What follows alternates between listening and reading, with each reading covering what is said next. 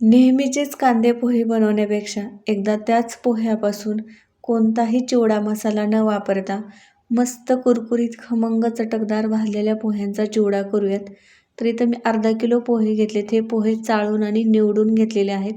आता चिवड्यासाठी लागणारं साहित्य बघूया. तर इथं मी एका ताटामध्ये 1 वाटी शेंगदाणे घेतलेत, पाऊण वाटी डाळे घेतलेत, 5 ते 6 हिरव्या मिरच्या, थोडासा लसूण सोलून घेतलाय, खोबरं चिरून घेतलंय आणि कढीपत्ता.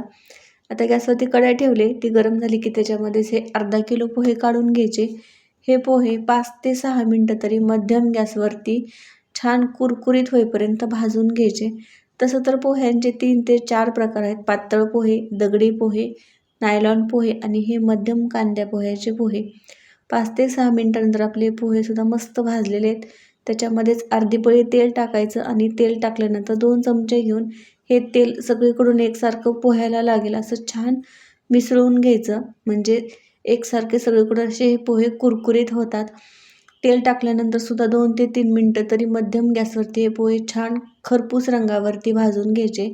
आता मस्त भाजलेले एका भांड्यामध्ये काढून घ्यायचे. नंतर त्याच कढईमध्ये मी 2 पळी तेल टाकलं. तेल गरम झाले की आता याच्यामध्येच 1 वाटी शेंगदाणे घेतले होते. ते छान खमंग होईपर्यंत तळून घ्यायचे.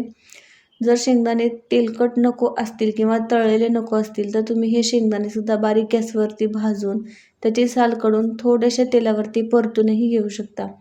आता आपले शेंगदाणेसुद्धा मस्त खमंग असे तळलेले आहेत.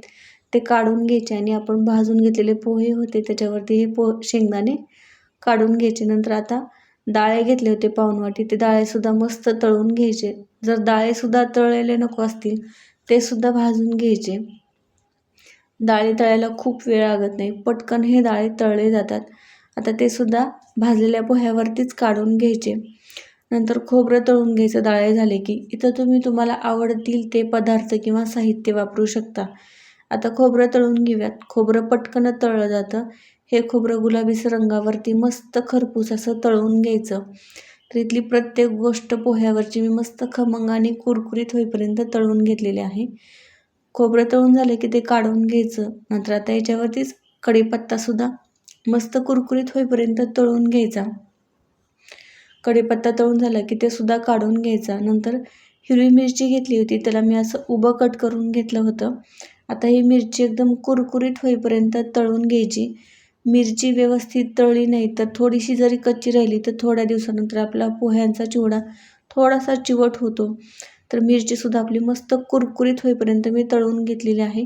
तीसुद्धा आता काढून घ्यायची आणि त्याच तेलामध्ये मी लसूण घेतलेला होता, तो लसूण ठेचून घेतला होता, तो सुद्धा आता गुलाबीसर रंगावरती कुरकुरीत होईपर्यंत तळून घ्यायचा. आता हा लसूणसुद्धा आता काढून घ्यायचा. आता फोडणी करूयात चिवड्यासाठीची. तर याच्यामध्येच मी थोडंसं मोहरी घेतली, थोडंसं जिरं घेतलं. ते छान फुललं की याच्यामध्येच मी थोडंसं हिंग घातलेलं आहे. नंतर अर्धा ते पाऊण चमचा याच्यामध्ये मी हळद घातलेली आहे. चवीपुरतं 1 चमचाभर मीठ घातलं. गॅस बंद करायचा आणि ही फोडणी छान मिक्स करून घ्यायची. आता ही मस्त आपली फोडणी झालेली आहे. ती आता पोह्यावरती काढून घ्यायची. तर इथं तुम्ही तुमच्या आवडीप्रमाणे तिखट, मीठही वापरू शकता किंवा मसालेसुद्धा वापरू शकता. आता हे सगळे फोडणी तळून घेतलेलं सगळं साहित्य, पोहे हे छान मिक्स करून घ्यायचं. याच्यामध्येच मी 1 चमचाभर पिठी साखर घातलेली आहे चवीप्रमाणे. तुम्हाला नसेल आवडत नाही घातली तरीसुद्धा चालेल. आता हे सगळीकडून एकसारखं छान मिसळून घ्यायचा हा चिवडा. तर करायला सोपा, साधा, पटकन तयार होतो. 10 ते 15 मिनटात हा चिवडा बनवून तयार होतो.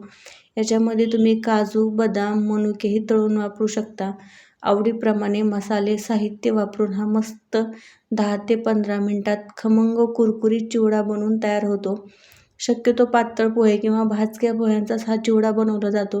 पण एकदा हा मध्यम कांद्या पोह्यांचा चिवडा एकदा नक्की ट्राय करा. कमीत कमी तेलामध्ये मस्त हा कुरकुरीत चिवडा बनवून तयार होतो.